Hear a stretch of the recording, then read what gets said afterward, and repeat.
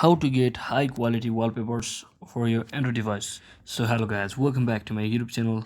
As you may have known, there are a lot of ways to find high quality pictures or wallpapers for your devices.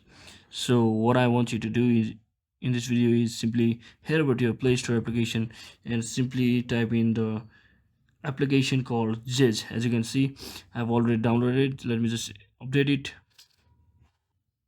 As you can see, I've successfully updated it. Now let me just open it, and from here you can simply head over to its interface. It will look like this. Simply cross on, click on cross like this, and if you want to get a particular thumbnail or like particular wallpaper, simply click on wallpaper or videos. You can also get live wallpaper like this, moving video like this.